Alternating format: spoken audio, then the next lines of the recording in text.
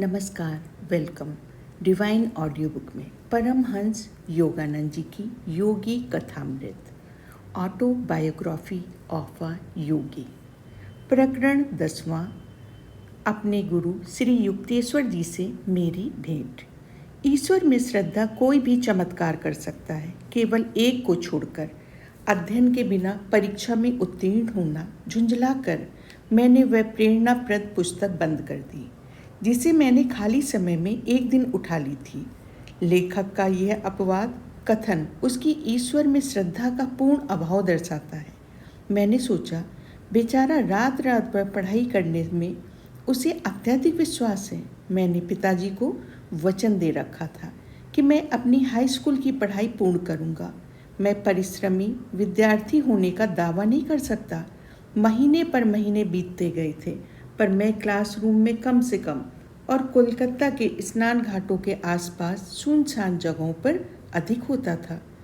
उन घाटों के पास स्थित शमशान जो रात में और भी अधिक भयावह बन जाते थे, योगी को अत्यंत आकर्षित करते हैं। जिसे अमर तत्व की खोज करनी हो, उसे कतिपय अनलंकृत नरक पालों को देखकर विचलित नहीं होना चाहिए।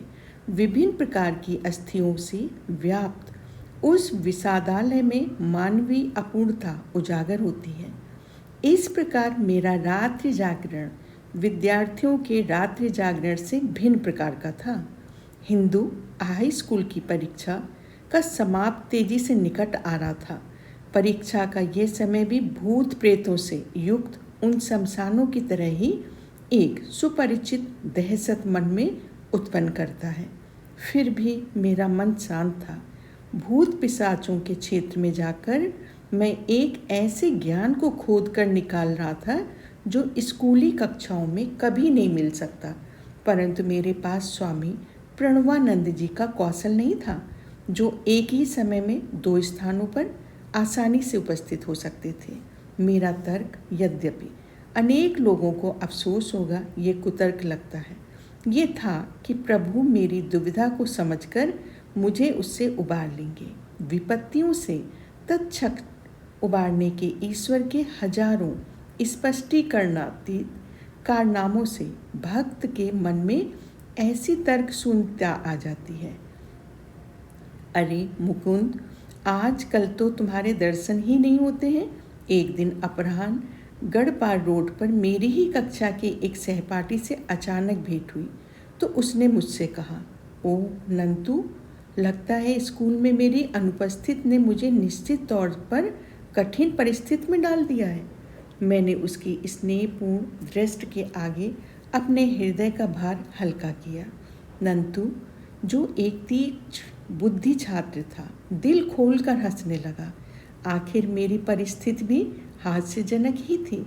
वार्षिक परीक्षा के लिए तो तुम बिल्कुल भी तैयार नहीं हो, उसने कहा। लगता है अब मुझे ही तुम्हारी सहायता करनी होगी। नंदू की ये सहज सरल शब्द दैवी आश्वासन बनकर मेरे कानों में उतरे। तत्परता के साथ मैं उसके घर गया। परीक्षा में जिन प्रश्नों के पूछे जाने की संभावना उसे प्रतीत हो रही थी, उनके उत्तर उसने मुझे समझा दिए। ये प्रश्न ऐसे दाने हैं जो अनेक भोले भाले विद्यार्थियों को परीक्षा के जाल में फंसा लेंगे। मेरे उत्तरों को ठीक से याद करोगे तो तुम उस जाल से सही सलामत निकल जाओगे। जब मैं उसके घर से निकला तब काफ़ी रात बीत गई थी। उदार की विद्वता से लबालब भरा हुआ मैं पूरे भक्ति भाव के साथ प्रार्थना कर रहा था कि अगले कुछ संकटपूर्ण दिनों में वे पांडित्य मुझ में बना रहे। मुझे अपने विभिन्न विषयों में नंतु ने परीक्षा के लिए तैयार कर दिया था, परंतु समयाभाव के कारण संस्कृत को भूल गया था। मैंने उत्कटतापूर्वक भगवान को इस भूल की याद दिला दी। दूसरे दिन प्रातःकाल में चलते कदमों की लय पर अपना नया ज्ञान आत्मसात करता हुआ सैर कर रहा था। रास्ते के छोर पर पहुंचकर कोने पर स्थित खाली भूखंड की घास पात में से मैं चल पड़ा कि अचानक मेरी दृष्टि कुछ छपे हुए बिखरे पड़े कागजों पर पड़ी। मैंने झपट कर कागज उठा लिए। मेरा झपटना सार्थक भी हुआ। मेरे हाथ में संस्कृत श्लोक थे। उनका अर्थ लगाने के अपने उगमगाते प्रयासों में सहायता के लिए मैंने एक पंडित को पकड़ा। उनकी मधुर वाणी ने वातावरण को उस प्राचीन भाषा के निनादी मधुर सौंदर्य से भर दिया। इन असामान्य श्लोकों को सीख कर संस्कृत की तुम्हारी परीक्षा में कोई सहायता नहीं हो सकती। पंडित ने उन श्लोकों को निश्चयपूर्वक मेरे लिए बेकार ठहराया, परंतु उन श्लोकों का अर्थ जानने के बाद ही दूसरे दिन मैं संस्कृत की परीक्षा में पास हो सका। नंतु ने अपनी दूरदृष्टि से जो सहायता मुझे दी थी, उसके कारण मुझे अपने अन्य सभी विषयों में भी उत्तीर्णांक मिल गए। पिताजी खुश हुए कि मैंने हाई स्कूल की पढ़ाई पूरी करने का अपना वचन निभाया था। मेरी कृतज्ञता ईश्वर के चरणों में समर्पित हुई। मैं जानता था कि केवल उनकी प्रेरणा के कारण ही मैं नंदू के घर पहुंचा था और कूड़े से भरे भूखंड के अप्रचलित मार्ग से भी उन्हीं की प्रेरणा से गया था।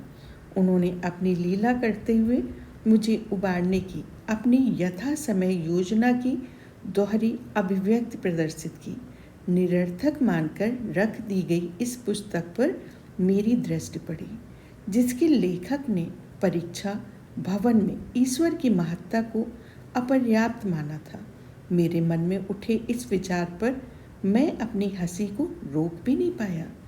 यदि मैं इस लेखक को बता दूं कि मृत देहों के अवशेषों के बीच बैठकर ईश्वर का ध्यान करना हाई स्कूल परीक्षा पास करने का सहज उपाय है, तो उनकी उलझनें और अधिक बढ़ जाएंगी। नई प्रतिष्ठा से गौरवान्वित होकर अब मैं खुले रूप से घर छोड़ने की योजना बनाने लगा। अपने एक समय वयस्क मित्र जितेंद्र मजूमदार के साथ वाराणसी के एक आश्रम श्री भारत धर्म महामंडल में जाकर रहने का और वहाँ आध्यात्मिक शिक्षा ग्रहण करने का मैंने निश्चय किया। अपने परिवार से वियोग की कल्पना एक दिन गहरा विषाद बनकर मुझ पर छा गई। माँ के स्वर्गवास के बाद मेरे 2 छोटे भाइयों सनानंद और विष्णु तथा सबसे छोटी बहन थामू के लिए विशेष रूप से मेरा प्रेम तीव्र हो गया था। मैं शीघ्रतापूर्वक अपने एकांत स्थान उस छोटी सी अटारी में जा पहुंचा, जो मेरी आकुल साधना के अनेकानेक प्रसंगों की साक्षी थी। 2 घंटों के अश्रुपात के बाद मैंने अपने में एक अपूर्व परिवर्तन अनुभव किया, जैसे किसी चमत्कारी परिष्कारक तत्व से मेरा अनंत घुलकर एकदम साफ हो गया। सारी आसक्ति हवा हो गई। मित्रों के मित्र, ईश्वर की खोज करने का मेरा निश्चय और भी दृढ़ हो गया। मैं तुमसे आखिर बार अनुरोध करता हूँ। मैं पिताजी के समक्ष उनका आशीर्वाद लेने के लिए खड़ा था। तब उन्होंने मर्माहत होकर कहा, मेरा और अपने शोकाकुल भाई बहनों का त्याग मत करो।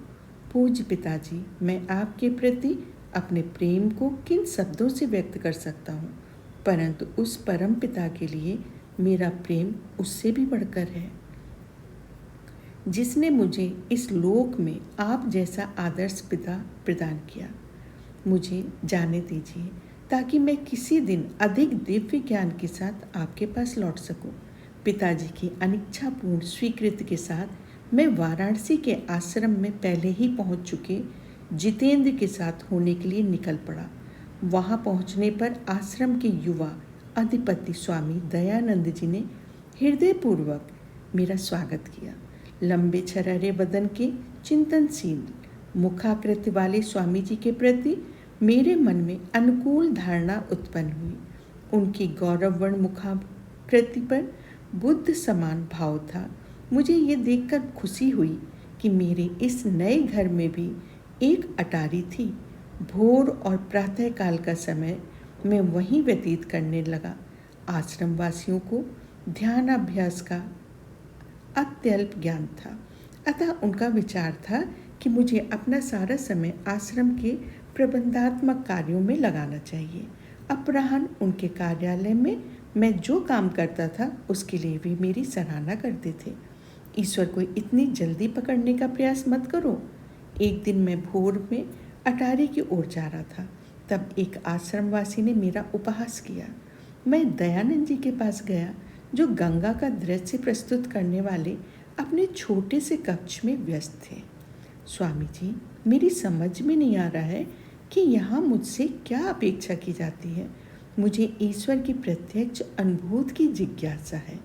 ईश्वर के अतिरिक्त मैं किसी और चीज़ से संतुष्ट नहीं हो सकता, न अच्छे कार्यों के साथ जुड़ने से, न उनके सिद्धांत से, न उनके करने से। गेरुआ वस्त्रधारी स्वामी जी ने स्नेहपूर्वक मेरा कंधा थपथपाया। निकट ही खड़े कुछ शिष्यों को नकली फटकार का ढोंग रचाते हुए उन्होंने डांटा, मुकुंद को परेशान मत करो, हमारे तौर तरीके वह सीख लेगा। मैंने शिष्टापूर्वक अपना संदेह भीतर ही दबा लिया। शिष्यगण कक्ष से बाहर चले गए। डांट का उन पर कोई प्रभाव दृष्टिगोचर नहीं हो रहा था। दयानंद जी को अब मुझसे कुछ कहना था।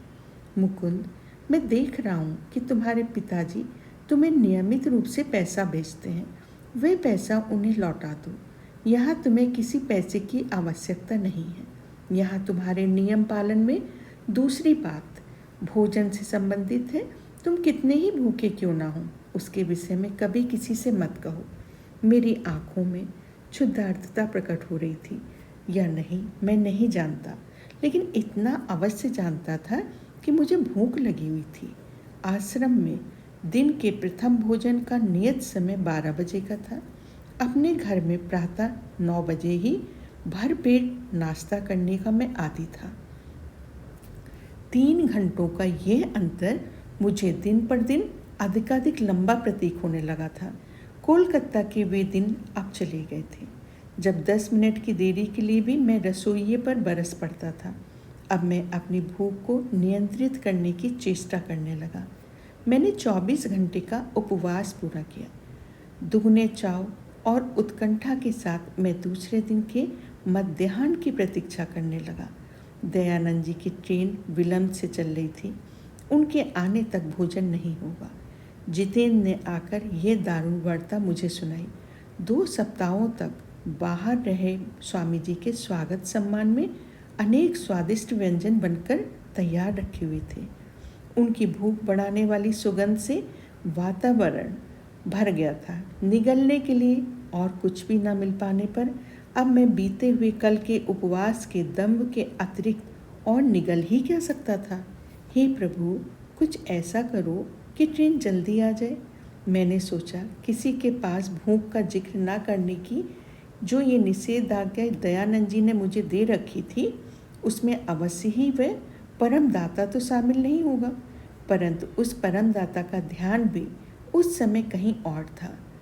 घड़ी मंथन गति से घंटों पर घंटे दर्शाती गई।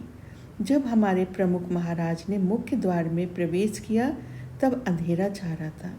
मैंने आनंद तरीके के साथ उनका अभिवादन किया। दयानंद जी अब स्नान करेंगे, तत्पश्चात ध्यान करेंगे और तब जाकर भोजन परोसा जाएगा। जितेंद्र किसी अपशकुन सूचक पक्षी की तरह फिर से मेरे पास आ गया था। मैं लगभग गिरने जैसा हो गया। निराहार रहना मेरा युवा उदर के लिए नया अनुभव था। पेट में दौड़ने वाले चूहे अब उसे कुतरने लग गए थे और पेट पूरी शक्ति के साथ विद्रोह कर रहा था। दुर्भिक्ष पीड़ितों के जो चित्र मैंने देखे थे वे प्रेत आत्माओं की तरह मेरे सामने से गुजरने लगे। दुर्भिक्ष से वाराणसी में अगली मृत्यु अब किसी भी क्षण इसी आश्रम में होने वाली है। मैं सोच रहा था। संभावित मृत्यु 9 बजे टल गई। खाने का बुलावा जैसे ही साक्षात स्वर्गीय भोज का निमंत्रण बनकर आया, उस रात का भोजन मेरी स्मृति में जीवन के सबसे सार्थक अवसरों में से एक बनकर स्पष्ट रूप से बैठ गया था। भोजन में प्रगाढ़ तल्लीनता भी मुझे ये देखने से नहीं रोक पाई कि दयानंद जी का मन खाने में नहीं था। वे स्पष्टतया मेरी स्थूल सुखानुभूतियों से ऊपर थे। स्वामी जी, क्या आपको भूख नहीं लगी थी? पेट फटने तक खाकर तृप्ति का सुख अनुभव करता हुआ मैं उनके काम करने के कमरे में उनके साथ अकेला था। हाँ, भूख तो अवश्य लगी थी, उन्होंने कहा, पिछले 4 दिनों से मैंने कुछ भी खाया पिया नहीं था। मैं ट्रेन में कभी कुछ नहीं खाता, क्योंकि वहाँ का वातावरण संसारी लोगों के विविध प्रकार के स्पंदनों से भरा रहता है। मेरे संप्रदाय के सन्यासियों के लिए निर्धारित सारे शास्त्रीय नियमों का मैं कड़ाई से पालन करता हूँ। आश्रम की कुछ समस्याएं मेरे मन पर छाई हुई थी, इसलिए आज रात भोजन में मेरा मन नहीं था। जल्दी भी क्या है, कल मैं ठीक से भोजन करने का ध्यान रखूँगा। वे हंस पड़े। लज्जा के मारे मेरा दम घुटने लगा, परंतु कल की यंत्रणा को आसानी से भुला भी तो नहीं दिया जा सकता। मैंने और एक बात कहने का साहस किया। स्वामी जी, आपके आदेश से मैं उलझन में पड़ गया हूँ। कल्पना कीजिए कि मैं कभी खाना ना मांगूं और कोई अपने आप मुझे खाना ना दे, तब तो मैं भूख से ही मर जाऊंगा। तब मरो, इस भयंकर उपदेश ने जैसे वातावरण में विस्फोट कर दिया। यदि मरना ही पड़ा तो मर जाओ मुकुंद। कभी भी ये मत मानो कि तुम भगवान की शक्ति से नहीं, अन्न की शक्ति से जीवित रहते हो। जिसने भरण पोषण के सब प्रकारों का सृजन किया है, जिसने भूख दी है, वे भगवान अपने भक्तों का भरण पोषण भी अवश्य करेगा। कभी ये कल्पना भी मत करना कि तुम चावल से जीवित हो या रुपया पैसा या लोग तुम्हारा पालन पोषण करते हैं। यदि प्रभु तुम्हारी प्राण शक्ति को वापस ले ले तो क्या इनमें से कोई तुम्हारी सहायता कर सकेगा? ये सब तो उस भगवान के साधन मात्र हैं। क्या इसमें से तुम्हारा कोई अपना कर्तव्य है कि अन्न का तुम्हारे पेट में पाचन होता है? विवेक की तलवार का उपयोग करो मुकुंद। माध्यम की जंजीरों को काट दो और उस सब के पीछे विद्यमान परम कारण को पहचानो। उनके वेदक शब्द मुझे अपनी किसी गहरी मज्जा में उतरते प्रतीत हुए। तहस नहस हो गई प्राचीन काल से चली आ रही वह भ्रांति जिसके कारण शरीर के आदेश आत्मा को झुका देते थे। वही उस क्षण मैंने परमात्मा की सर्व समर्थता का रसास्वादन किया। आगे के मेरे अविराम भ्रमणशील जीवन में कितने ही अपरिचित शहरों में, वाराणसी के उस आश्रम में प्राप्त उपदेश की उपयोगिता को सिद्ध करने के लिए कितने ही अवसर आए। कोलकाता से अपने साथ लाई हुई मेरी एकमात्र दौलत थी साधु का वह चांदी का ताबीज, जो माँ ने मेरे लिए रख छोड़ा था। वर्षों तक संभाल कर रखते हुए अब मैंने उसे आश्रम में अपने कमरे में सावधानी पूर्वक छुपा कर रखा था। ताबीज रूपी प्रमाण को देखकर मुझे होने वाले आनंद को फिर से ताज़ा करने के लिए मैंने एक दिन प्रातः उस बंद डिबिया को खोला। सीलबंद लिफाफा तो जैसा का वैसा था, परंतु आश्चर्य, ताबीज गायब था। शोकाकुल होकर मैंने हर संदेह को मिटाने के लिए लिफाफा फाड़ कर देखा। साधु की भविष्यवाणी के अनुसार जिस शून्य से साधु ने उसे आमंत्रित किया था, उसी शून्य में वह वापस चला जाएगा। दयानंद जी के शिष्यों के साथ मेरे संबंध क्रमशः अधिकाधिक बिगड़ते चले गए। मेरी दृढ़ उदासीनता से चिढ़कर सारे आश्रमवासी मुझसे दूर होते गए। जिस आदर्श के लिए मैंने अपने घर को और अपनी सारी लौकिक आशा आकांक्षाओं को छोड़ दिया था, उस आदर्श का ध्यान करने की मेरी दृढ़ नियमनिष्ठा पर चारों ओर में से छिछली तानाकसी होने लगी। दारुण आत्मिक दुख से व्यथित होकर एक दिन भोर में ही मैंने ये निश्चय करके अटारी में प्रवेश किया कि जब तक उत्तर नहीं मिलेगा तब तक मैं प्रार्थना करता ही जाऊंगा। हे करुणामयी जगन माता, या तो तुम स्वयं ही दिव्य दर्शनों के माध्यम से मुझे सिखाओ, या फिर जिसके माध्यम से सिखाओगे उस गुरु को भेज दो। कई घंटे बीत गए, पर सुबह सुबह कर की जा रही मेरी प्रार्थनाओं का कोई उत्तर नहीं आया। अचानक मुझे ऐसा लगा मानो मैं सशरीर ऊपर उठता हुआ असीम महाशून्य में पहुंच गया हूँ। तुम्हारे गुरु आज आएंगे। महाशून्य में मानो सब तरफ से पर न जाने कहाँ से एक दिव्य नारी स्वर गूंजी। इतने में असीम जगत के उस दिव्य अनुभव को एक निश्चित स्थान से आई चीख ने छिन्न भिन्न कर दिया। नीचे रसोई घर में हबू नाम का एक युवा पुजारी मुझे पुकार रहा था। मुकुंद, बहुत हो गया ध्यान, यहाँ एक काम पर तुम्हें जाना है। कोई दूसरा दिन होता तो मैं पलटकर जवाब दे दिया होता, परंतु अब मैंने अपना असुसिक्त रो रो कर सुझा हुआ चेहरा पोंछा और चुपचाप उनके पास चल दिया।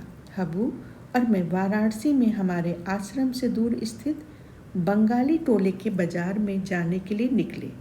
हम बाजार में सामान खरीद रहे थे। सूर्य तप तो रहा था, पर अभी मध्याह्न नहीं हुआ था, इसलिए उसने अपना उग्र रूप अभी धारण नहीं किया था। हम दोनों गृहिणियों, गाइडों, पंडे पुरोहितों, सादे वस्त्र धारण कर रखी विधवाओं, सम्मानी ब्राह्मणों और वाराणसी में सर्वत्र विचरणशील साणु की रंग बिरंगी भीड़ में से रास्ता निकालते जा रहे थे। हम आगे आगे बढ़ते ही जा रहे थे कि मैंने अपनी गर्दन घुमाकर एक आसानी से ध्यान में भी न आने वाली सकरी गली की ओर देखा। गली के छोर पर स्वामियों का गेरुआ परिधान धारण किए एक महापुरुष निश्चल खड़े थे। उन पर दृष्टि पड़ते ही मुझे ऐसा लगा मानो युगों युगांतर से मैं उन्हें जानता था। एक क्षण के लिए मेरी प्यासी आंखों ने उनका लोलुपता सिर पान किया, परंतु फिर मन में संशय जाग उठी। मेरा मन कहने लगा, इस परिव्राजक सन्यासी का चेहरा तुम्हारे किसी परिचित से शायद मिलता जुलता हो। स्वप्नदर्शी चलते चलो। 10 मिनट पश्चात मेरे पांव सुन्न हो गए। ऐसा लगा जैसे दोनों पांव पत्थर बन गए हों और अब मेरा भार आगे ढोने में असमर्थ हो गया हो। बड़े परिश्रम से मैं पीछे की ओर मुड़ा। तुरंत दोनों पांव स्वाभाविक अवस्था में आ गए। फिर पीछे मुड़ने पर पुनः वही विचित्र भारीपन लौट आया। वह महापुरुष मुझे चुंबकीय ढंग से अपनी ओर खींच रहे थे। इस विचार के मन में आते ही मैंने अपने थैले हबू के हाथ में थमा दिया। वह आश्चर्य से मेरे पाँव का नाच देख रहा था। अब वह खिलखिलाकर हंस पड़ा। तुम्हें क्या तकलीफ है? पागल तो नहीं हो गए हो? मैंने मन में तुमुल मचा रही भावना के कारण मैंने कोई उत्तर नहीं दिया, चुपचाप तेजी से चल दिया। मैं ऐसे वापस चला जैसे मुझे में पंख लग गए हों। शीघ्र ही उस गली में जा पहुंचा और दृष्टि उठाते ही मैंने देखा वे शांत मूर्ति स्थिर दृष्टि से मेरी ही दिशा में देख रहे थे। कुछ ही उत्कंठापूर्ण कदम मैंने उठाए तो सीधे उनके चरणों में पहुंच गया। गुरुदेव, ये दिव्य चेहरा वही था जिसे मैंने 1000 बार दिव्य दर्शनों में देखा था। नुकीली दाढ़ी और लहराते केसों में, सुसज्जित सिंह समान मस्तक में स्थित उन शांत तेजस्वी नेत्रों ने प्रायः मेरे रात्रिकालीन विश्रृंखल ध्यान के धुंधलेपन से ऐसे झांक कर देखा था जैसे उनमें कोई आश्वासन झलक रहा हो जिसे मैं पूरी तरह समझ नहीं पा रहा था। ओ मेरे प्रिय, तुम मेरे पास आ गए। आनंद कंपित स्वर से मेरे बंगाली गुरु ने भाषा में बार बार ये कह रहे थे, कितने वर्षों से मैं तुम्हारी प्रतीक्षा कर रहा था। निशब्दता की एकता में हम दोनों एक हो गए। शब्दों का प्रयोजन निकृष्टतम प्रतीत होते गए। कायल करने वाले संवाद गुरु के हृदय से शब्द रहित सांत्वना बनकर शिष्य के हृदय में समाता चला गया। अपने अंतर्मन में मैं निर्विवाद रूप से जान गया कि मेरे गुरु ईश्वर को जानते हैं और मुझे ईश्वर तक पहुंचा सकते हैं। इस जीवन का अंधकार पूर्व जीवन की स्मृतियों के मधुर अरुणोदय में अदृश्य हो गया। रोमांचक समय भूत, वर्तमान और भविष्य काल चक्र पर चक्राकार घूमते दृश्य हैं। सूर्य इन पवित्र चरणों में मुझे पहली बार नहीं देख रही थी। मेरा हाथ पकड़कर मेरे गुरु मुझे काशी के राणा महल क्षेत्र में स्थित अपने डेरे पर ले गए। उनका बलवान शरीर दृढ़ कदमों से आगे बढ़ता था।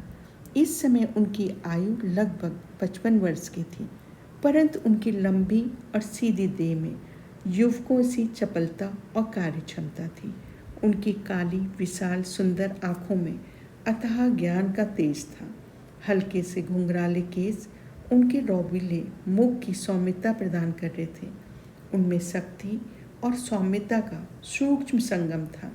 जब गंगा किनारे स्थित एक मकान की पत्थर से बनी बालकनी, जहाँ से गंगा साफ दिखाई देती थी, की ओर हम जा रहे थे, तब उन्होंने प्यार से कहा, मैं अपने आश्रम और जो कुछ भी मेरा है वो सब तुम्हें दे दूंगा।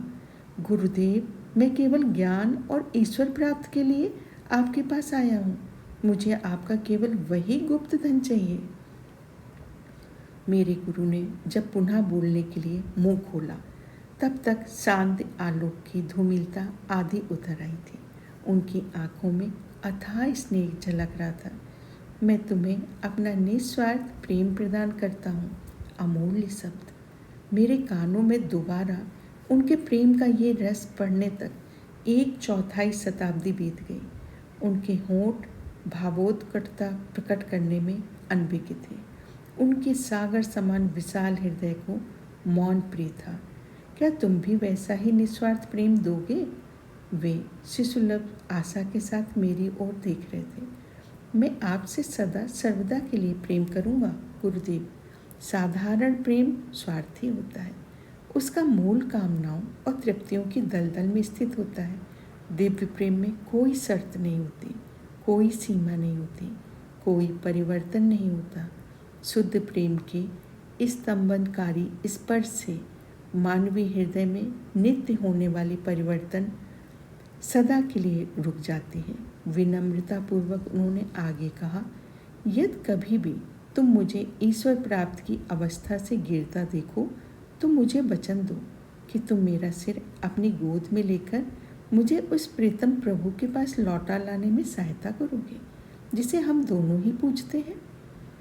फैलते हुए अंधकार में वे उठकर खड़े हुए और मुझे अंदर एक कमरे में ले गए। हम आम और बादाम की कुछ मिठाइयाँ खाने लगे। साथ साथ वार्तालाप भी चल रहा था। अपने वार्तालाप में उन्होंने बिना किसी आलोचनात्मक रुख के सहज भाव से मेरे स्वभाव का गहरा ज्ञान व्यक्त किया। उनकी अंतर्जात विनम्रता और अगाध ज्ञान के प्रताप को देखकर मैं विस्मय विभोर हो गया। अपने तावीज के लिए मैंने दुख मत करो, उसका उद्देश्य पूरा हो चुका था। किसी दैवी दर्पण की भांति मेरे गुरु ने स्पष्टता से मेरे संपूर्ण जीवन के प्रतिबिंब को ही देख लिया था। गुरुदेव, आपकी उपस्थिति की जीवंत सच्चाई का आनंद किसी भी प्रतीक से कहीं बढ़कर है। जहाँ तक आश्रम में तुम्हारी दुखद परिस्थिति का संबंध है, तो उसमें परिवर्तन का समय आ गया है। मैंने अपने जीवन का कोई भी उल्लेख नहीं किया था। उसका कोई भी उल्लेख अब निरर्थक प्रतीक हो रहा था। उनके सहज साधारण ढंग को देखते हुए ये बात मेरी समझ में आ गई थी कि उनकी दिव्य दृष्टि पर किसी प्रकार का विस्मय प्रकट करना उन्हें अच्छा नहीं लगेगा। तुम्हें कोलकाता लौट जाना चाहिए। मानव जाति के प्रति अपने प्रेम से अपने रिश्तेदारों को ही क्यों वंचित करूं? उनके इस सुझाव से मैं निराश हो गया। मेरे परिवार के घर लौट आने का अनुरोध करने वाले अनेक पत्रों की मैं उपेक्षा करता रहा। तब भी परिजन मेरे लौटने की भविष्यवाणी कर ही रहे थे। अनंत ने तो कहा ही था, इस पक्षी शावक को आध्यात्मिक आकाश में उड़ लेने दो। वहाँ के भारी वातावरण में इसके पंख थक जाएंगे। तब हम इसे घर की ओर नीचे झपट्टा मारते हुए और अपने पंख समेटकर चुपचाप अपने पारिवारिक घोंसले में आराम करते देखेंगे। उत्साह भंग करने वाली ये तुलना मेरे मन में अभी ताजी थी और मैं कोलकाता की दिशा में कोई झपट्टा न मारने के लिए कृत संकल्प था। गुरुदेव, मैं लौटकर घर नहीं जाऊंगा, परंतु मैं आपके साथ कहीं भी आने के लिए तैयार हूँ। कृपा करके मुझे अपना नाम और पता बता दीजिए। स्वामी श्री युक्तेश्वर गिरी। मेरा मुख्य आश्रम श्री रामपुर में राय घाट लेन में है। यहाँ मैं केवल थोड़े दिनों के लिए अपनी माँ से मिलने आया हूँ। भगवान की अपने भक्तों के साथ गूढ़ लीला देखकर मैं हैरान था। श्री रामपुर कोलकाता से केवल 12 मील दूर है। फिर भी उस इलाके में कभी मुझे अपने गुरु की झलक नहीं मिली। एक दूसरे से मिलने के लिए हमें यात्रा करके लाहिड़ी मासे की स्मृतियों से पुनीत प्राचीन नगरी काशी आना पड़ा।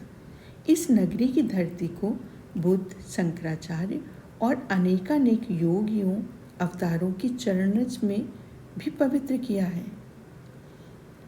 तुम 4 सप्ताहों से मेरे पास आ जाओगे। श्री युक्तेश्वर जी के स्वर में पहली बार कठोरता आ गई थी। अब जबकि मैंने तुम्हें अपने चिरंतर प्रेम के बारे में बता दिया है और तुम्हें पाने पर अपना हर्ष प्रकट कर दिया है, तो तुम मेरे अनुरोध की अवहेलना करने पर तुले हुए हो। अगली बार जब हम मिलेंगे तब तुम्हें अपने में रुचि को पूरा पुनः जागृत करना पड़ेगा।